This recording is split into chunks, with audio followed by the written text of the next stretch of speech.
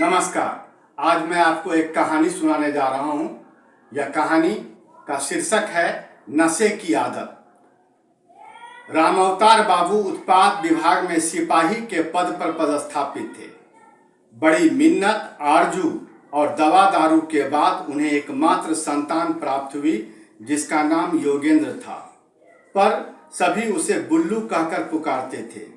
उसका बचपन बड़े लाड़ प्यार में बीता। शायद इसी लाड़ प्यार ने उसे बिगाड़ दिया। स्कूल के दिनों में ही उसके कदम लड़खड़ा गए। किसी तरह वह वर्ग 9वीं तक की पढ़ाई की, जबकि वह पढ़ने में तेज था। शुरू में जब आस पड़ोस के लोग शिकायत करते तो उसके माता पिता उसे अनसुनी कर देते थे। वे यही सोचते थे कि वह बड़ा होकर ठीक हो जाएगा। परिस्थिति बिगड़ती चली गई। तब उनके माता पिता ने अपने बिगड़े बेटे को संभालने के लिए हर संभव कोशिश की। यहाँ तक कि उसे 4 महीने से अधिक समय के लिए नशा मुक्ति केंद्र में भर्ती कराया, पर उसमें कोई सुधार नहीं आया। इस परिस्थिति में पिता का उससे लगाव खत्म हो गया। उसके पिता के द्वारा उसे पैसा कौड़ी देने पर पूरी तरह रोक लगा दी गई। अब वह अपनी जरूरतों को पूरा करने के लिए लोगों को ठगने लगा। वह घर परिवार एवं अगल बगल के रिश्तेदारों के यहाँ चोरी करने लगा। उलाहना आने पर कई बार उनके पिता के द्वारा इसकी भरपाई की जाती थी। तब उसके पिता ने आज ही जाकर उसके घर आने जाने पर पाबंदी लगा दी। लोगों के कहने पर उनका जवाब होता, वह मेरा बेटा नहीं है, मेरा बेटा तो कब का मर गया। ऐसे में माँ की ममता कहाँ मानने वाली थी। उसके पिताजी के नहीं रहने पर माँ उसे घर में बुलाकर खिला देती, उसके कपड़ों को साफ करती और उसके जिद करने पर पैसा भी दे दिया करती थी। जब इस बात का पता उसके पिता को लगा तो उसने बेटे को बिगाड़ने का ठिकाना माँ पर ही फोड़ दिया। उसने अपनी पत्नी को घर छोड़ने पर मजबूर कर दिया। रोज की मार पीट और कचकच से बचने के लिए उसकी माँ घर के कुछ दूरी पर स्थित अपनी सहेली के घर पर जाकर रहने लगी। वे लोग रजक थे और कपड़ा धोने का काम उनके यहाँ होता था। वह भी इस काम में उन लोगों का हाथ बटाने लगी। इसके अलावा वह खाना बनाने में भी सहयोग करती थी। ऐसे में उसके माँ का वहाँ रहना किसी को नहीं अखरता था। इस तरह वह अपनी गुजारा करने लगी। इधर उसके पिता स्वयं खाना बना लेते तो कभी रिश्तेदारों के यहाँ खा लेते थे या फिर बाहर से ही खाकर चले आते थे।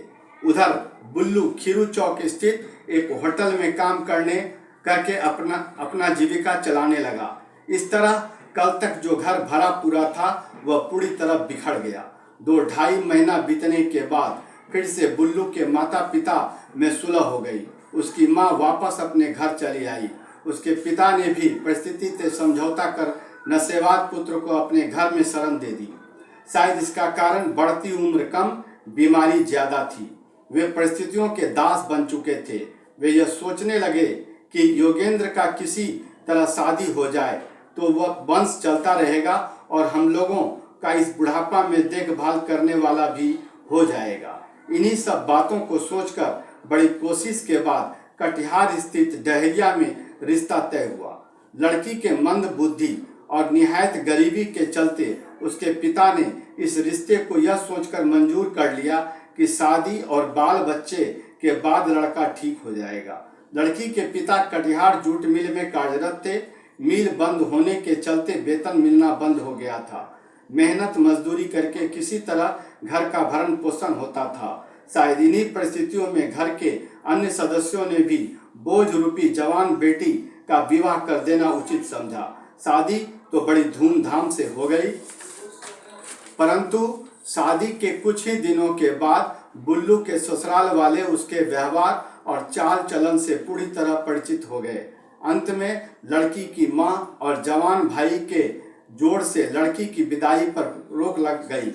बाद में लड़का को भी लड़की से मिलने पर पाबंदी लगा दी। इस तरह बिना कोई कानूनी और सामाजिक कार्रवाई के 7 फेरे के विवाह का बंधन टूट गया। माता पिता की लालसा धरी की धरी रह गई। मानो टूटे हुए शीशे की तरह सारा सपना चूर हो गया। इसी तरह समय बीतता गया। रामावतार बाबू के रातों की नींद उड़ गई। खूनी बवासीर, गैस और न जाने किन किन बीमारियों ने उनकी हालत को बिगाड़ कर रख दिया। सेवानिवृत्ति के बाद बिना काम के वे पूरी तरह घर में सिमट गए। अंत में अचानक एक दिन उनकी मृत्यु हो गई। उसके रिश्तेदार और समाज के लोगों ने मिलकर दाह संस्कार की तैयारी शुरू की।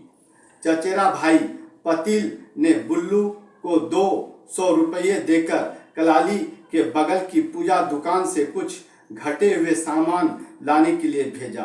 तब समय अधिक हो गया तो वीरेंद्र उसे देखने के लिए पूजा दुकान गया और दुकानदार से पूछा कि क्या बुल्लू भैया यहाँ आए थे। उसने कहा नहीं।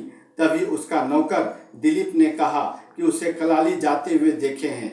वह जाकर देखा तो बुल्लू वहाँ शराब पी रहा था। वीरेंद्र ने कहा कि ये आप क्या कर रहे हैं? समय बहुत हो गया है, सभी आप ही को खोज रहे हैं।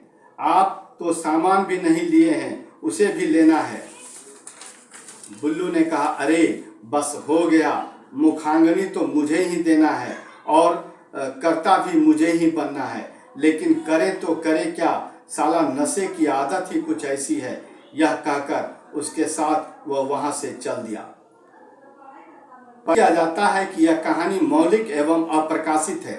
मेरी यह कहानी यदि अच्छी लगी तो आप इसे लाइक करें, शेयर करें और सब्सक्राइब करें। धन्यवाद।